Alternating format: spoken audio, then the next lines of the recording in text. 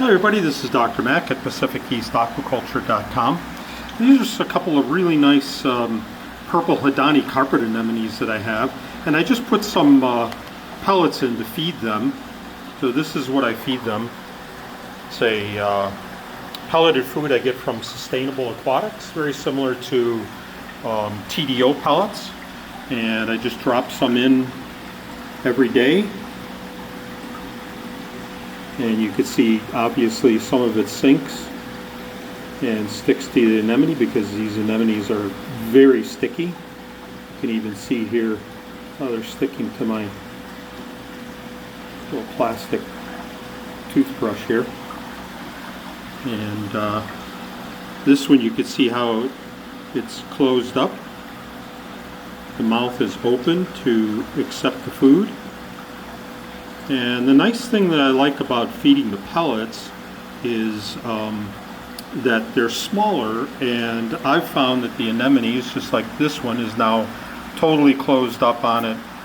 They'll swallow it and then they don't spit it out, unlike larger particles of food. Like, let's say typically most folks might feed chunk of shrimp or something like that.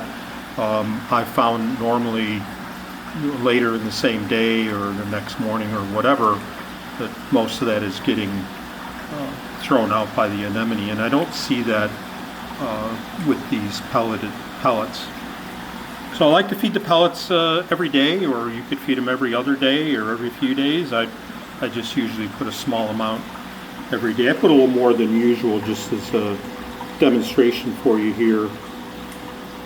This one you can see is also closing up and bringing the food to the mouth. This one is really closed up into a little ball to try to get that food there to the center of the mouth. Now these anemones came in about 2 months ago, and initially they came in a little rough, so I keep them out here in our greenhouse, lots of natural sunlight obviously, and lots of random flow. And they looked okay, but never quite perfect. I did treat these with Cipro, and since then they've done quite well. I don't like to treat prophylactically with Cipro on every single anemone, but I think on ones that definitely are having an issue, it certainly can help.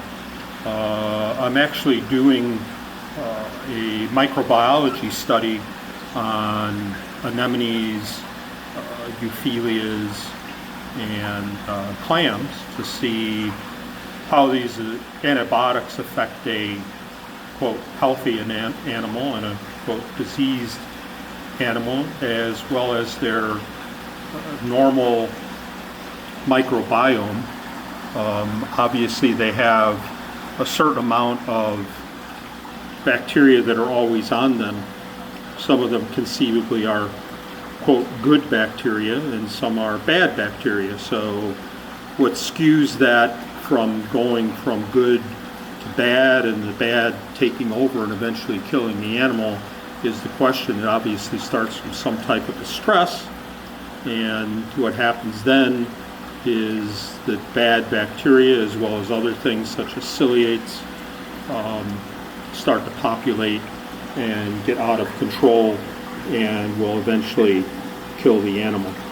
But that's something I'll talk about in a series of other videos, but just to let you know what will be coming with that. So these are going to be added to our website, PacificEastAquaculture.com.